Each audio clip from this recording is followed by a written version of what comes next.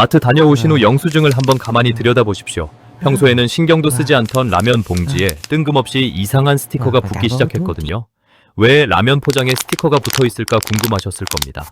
그건 바로 원래 비닐 포장에 인쇄되어야 할 영양 성분과 원재료명 같은 필수 정보가 있는데 나프타 수급난으로 비닐 봉지를 급하게 구하는 과정에서 새 포장재로 바꾸게 된 거거든요. 동판을 새로 짜는데 수주일이 걸리니까 일단 대체 포장재를 써야 하는데 종이봉지든 뭐든 그걸 빨리 준비할 수가 없단 말입니다. 그래서 식약처가 6개월 한시적으로 규제를 풀어주고 기존 정보를 스티커로 붙여서 팔 수 있게 허용한 겁니다. 다시 말해 라면 스티커는 포장자의 대란의 증거이자 우리가 얼마나 심각한 상황에 처했는지를 보여주는 신호인 거죠. 게다가 매일같이 쓰던 쓰레기 종량제 봉투는 이제 마트에서 마음대로 살 수도 없잖아요. 무슨 말도 안 되는 공상과학 소설 같은 소리냐고 생각하실 겁니다. 하지만 소름 끼치게도 지금 2026년 대한민국 한복판에서 실제로 벌어지고 있는 일이죠. 그저 저 멀리 중동에서 총소리가 몇 번 울렸을 뿐인데 우리의 소중한 지갑이 아주 탈탈 털리고 있는 겁니다. 도대체 왜 이런 황당한 일들이 우리 일상에서 동시다발적으로 터지는 걸까요? 그 장막을 들춰보면 현대 산업의 핏줄이라고 불리는 석유화학의 생태계가 갈갈이 찢기고 있기 때문입니다. 호르무즈 해협이라는 거대한 에너지의 톨게이트가 쾅 하고 닫혀버렸잖아요. 그 여파로 플라스틱과 비닐의 모태가 되는 나프타라는 괴물이 숨통을 턱 하고 틀어막힌 거죠. 상황이 이렇다 보니 지자체들은 종량제 봉투 가격을 올리겠다며 이빨을 드러내고 있습니다. 눈치 빠른 사람들은 이미 마트를 돌며 종량제 봉투 수십 장씩 싹 쓸어 담는 사재기 전쟁을 벌이고 있죠. 더 기가 막힌 건 우리가 주말마다 시켜 먹는 배달 음식의 포장 용기 가격입니다. 떡볶이나 족발을 담는 플라스틱 용기 원가가 수직 상승하면서 사장님들이 비명을 지르고 있거든요. 급기야 음식값과는 별개로 포장 용기값 1,000원을 따로 뱉어내라는 가게들이 줄줄이 늘어나는 추세입니다. 단가를 아끼겠다고 뜨거운 음식을 담으면 쪼그라드는 불량 용기를 쓰는 악덕 업주들까지 판을 치고 있잖아요. 여기서 끝이 아닙니다. 진짜 소름 끼치는 지옥의 고지서는 우리의 식탁을 향해 무섭게 질주하고 있습니다. 농민들이 밭에 까는 멀칭 비닐과 농사의 필수품인 요소, 비료 가격이 허공으로 증발하듯 폭등해버렸거든요. 톤당 400달러 하던 비료 원료가 순식간에 700달러를 쾅 하고 찍어버린 겁니다. 비료를 구하지 못한 농민들이 올봄 농사를 포기하면서 조만간 배추 한 포기에 수만 원을 호가하는 미친 물가 쇼크가 들이닥칠 겁니다. 인터넷 쇼핑을 즐기시는 분들도 절대로 이 지뢰밭을 피해갈 수 없겠죠. 택배 박스를 칭칭 감는 테이프와 소중한 물건을 지켜주던 에어캡 뾱뾱이도 전부 석유의 자식들이기 때문입니다. 이 부자재 가격이 폭발하면서 기본 택배비 3,500원 시대가 우리의 지갑을 사정없이 털어가고 있습니다. 심지어 커피숍에서 마시는 아이스 아메리카노 한 잔에서도 이 전쟁의 상흔을 뼈저리게 느낄 수 있죠. 테이크아웃용 플라스틱 컵과 빨대 단가가 맞지 않아 카페 사장님들이 발을 동동 구르고 있거든요. 오늘 제가 파헤칠 이야기는 단순한 물가 상승에 대한 넋두리가 아닙니다. 이것은 탐욕과 전쟁이 만들어낸 거대한 공급망의 붕괴에 관한 기록이자 평범한 우리들의 지갑이 어떻게 소리 없이 찢기고 있는지에 대한 잔인한 현실 보고서입니다. 기름 공급이 충분하지 않다고 해서 절대로 안심할 때가 아니라는 거죠. 대한민국 경제의 기초 체력이 어떻게 바닥나고 있는지, 그리고 그 폭풍 속에서 우리의 돈을 어떻게 지켜내야 하는지 지금부터 아주 시원하게 해부해 드리겠습니다. 도대체 어디서부터 일이 꼬여서 평범한 우리들의 일상이 이토록 갈갈이 찢기고 있는 걸까요? 시간을 조금 거슬러 올라가 보죠. 최근 서울과 수도권의 일부 대형마트나 편의점에 딱 들어서 보신 분들은 아마 소름이 돋으셨을 겁니다. 쓰레기 종량제 봉투 코너에 가보면 1인당 5장에서 10장까지만 사라는 황당한 구매 제한 팻말이 쫙 깔려 있거든요. 무슨 전쟁통도 아니고 쓰레기 봉투를 사재기하는 아수라장이 대한민국 한복판에서 실제로 터지고 있는 겁니다. 왜 이런 미친 일이 벌어진 걸까요? 바로 비닐봉투를 만드는 밥줄이자 석유화학의 자식인 나프타가 공급 부족으로 숨통이 턱 막혔기 때문입니다.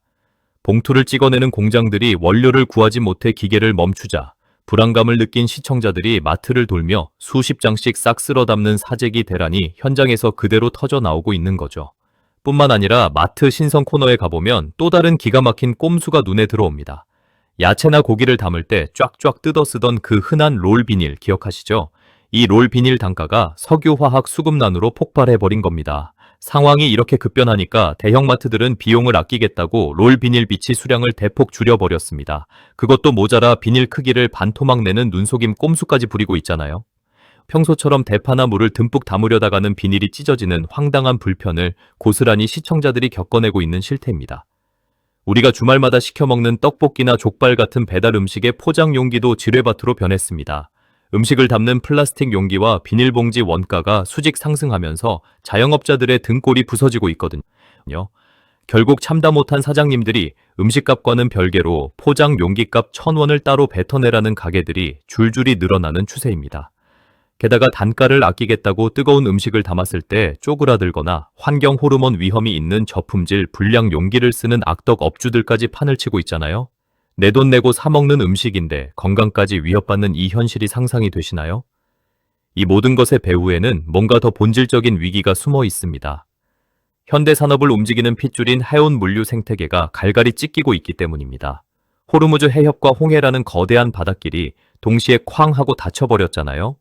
이 여파로 우리나라 부산항으로 들어와야 할 전기 선박들이 길을 잃고 저 멀리 아프리카 희망봉으로 뺑뺑이를 도는 처지가 된 겁니다. 배가 바다에 떠 있는 시간이 평소보다 무려 30% 이상 늘어났거든요. 상황이 이렇다 보니 수출로 먹고 사는 우리나라 대기업들은 그야말로 발등에 불이 떨어졌습니다. 물건을 기가 막히게 잘 만들어 놓고도 해외로 보낼 배를 잡지 못해서 항구에 산더미처럼 쌓아두고 있는 실정이거든요. 야적장에 물건은 썩어가는데 피 같은 창고료만 줄줄이 새고 있으니 기업들 속이 얼마나 타들어가겠습니까? 여기서 끝이 아니라는 게 진짜 소름 끼치는 부분이죠. 바닷길이 꼬이니까 당연히 국내로 들어오는 원유 수급에도 붉은 불이 켜졌잖아요. 매일 아침 출근길에 마주하는 주유소 가격판의 숫자가 무섭게 치솟는 이유가 바로 여기에 있습니다.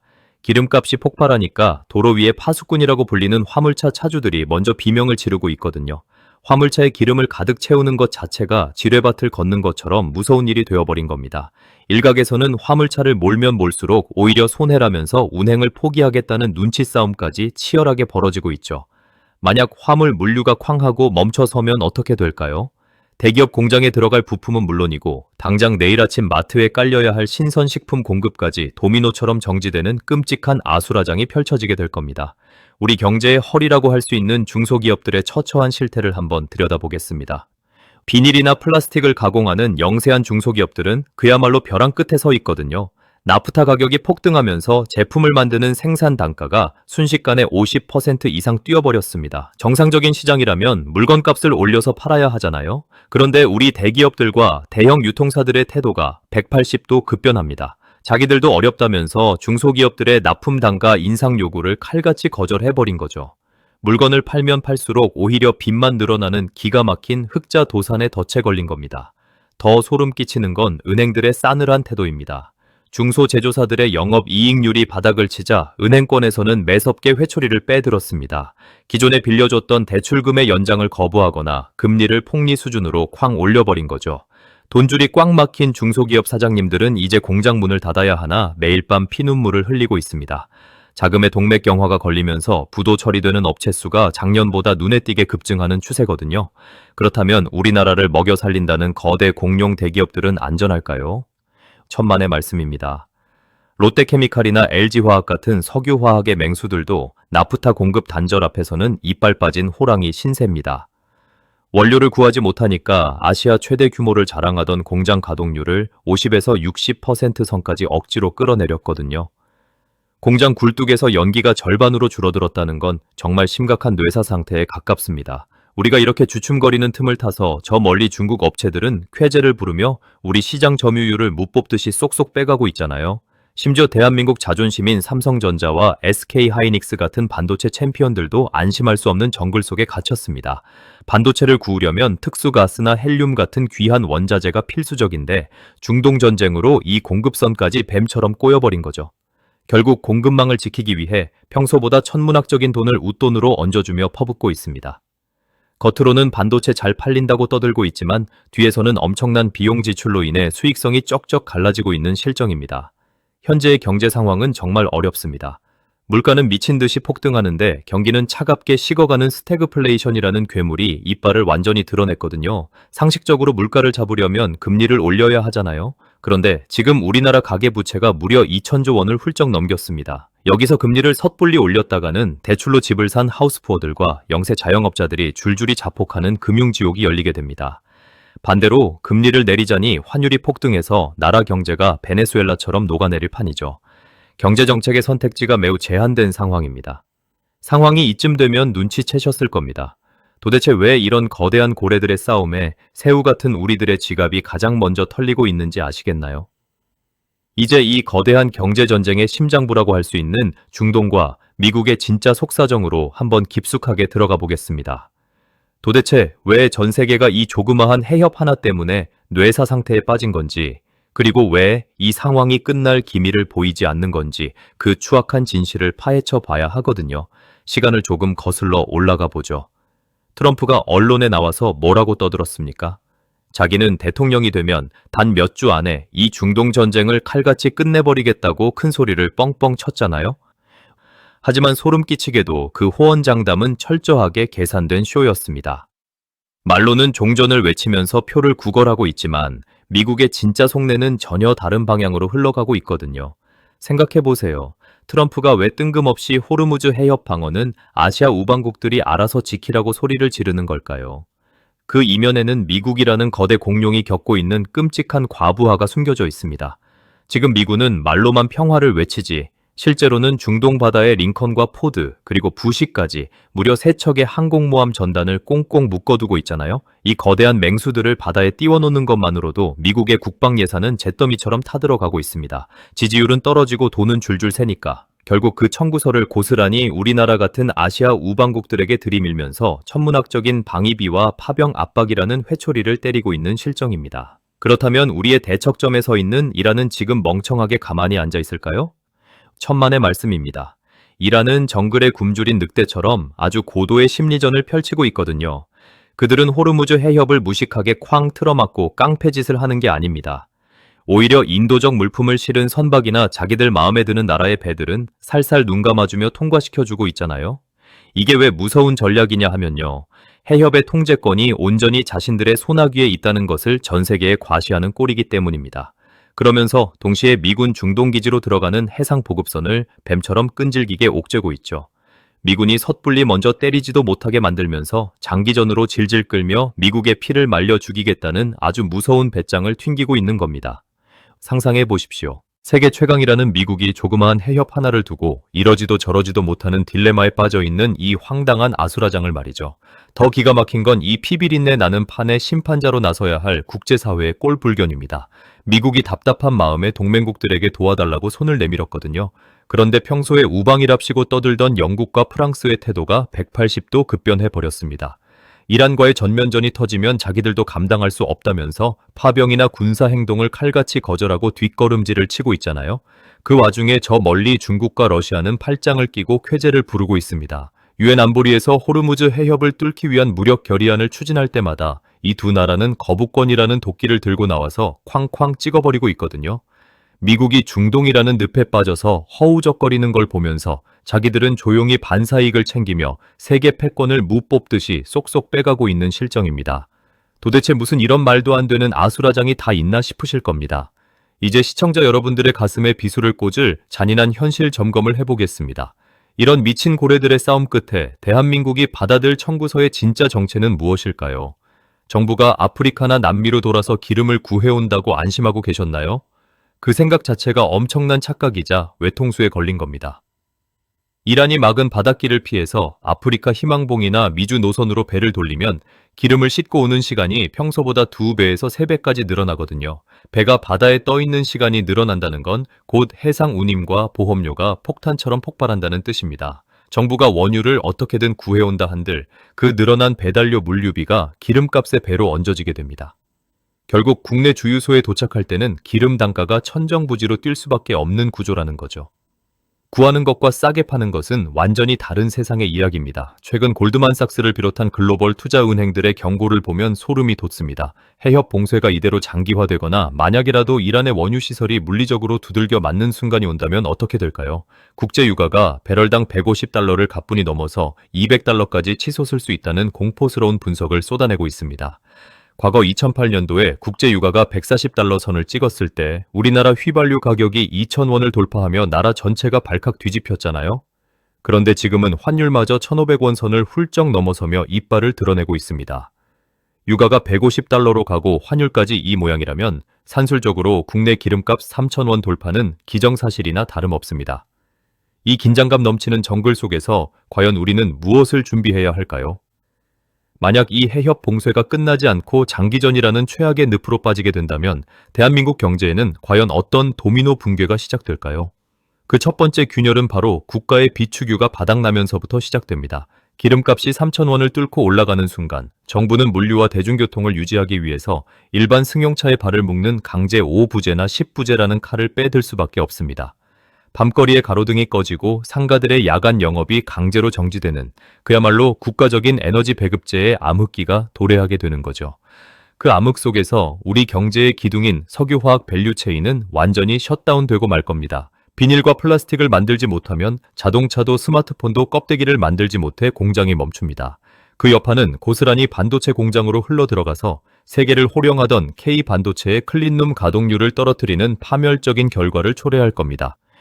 한국 수출의 기둥이 쾅 하고 뽑히는 순간이라는 거죠. 더 소름 끼치는 건 식량 안보의 붕괴입니다. 비료 원료를 끝내 구하지 못하면 국내 비료 공장들이 줄줄이 문을 닫습니다. 흙에 뿌릴 비료가 없으면 농작물 수확량은 반토막 이하로 수직 낙하하거든요.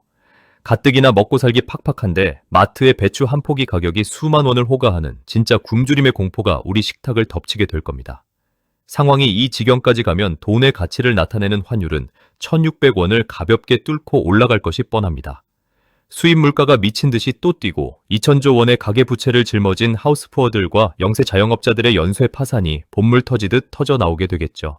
결국 돈이 없어서 굶주리고 빚 때문에 쫓겨나는 서민들의 분노가 극에 달하면서 거리에는 생필품 약탈과 대규모 반정부 시위가 벌어지는 무정부 상태에 가까운 혼란이 야기될 수 있습니다. 단순한 전쟁 이야기인 줄 알았던 이 중동의 비극이 어떻게 우리의 지갑을 찢고 우리의 삶을 지옥으로 끌고 들어가는지 이제 그 소름 끼치는 인과관계가 명확하게 보이시나요? 상황이 이렇게 급변하고 있는데 우리는 도대체 과연 무엇을 해야만 하는 걸까요? 이렇게 나라 경제가 벼랑 끝으로 질주하고 있는 아수라장 속에서 우리 평범한 서민들은 과연 가만히 앉아서 당하고만 있어야 할까요?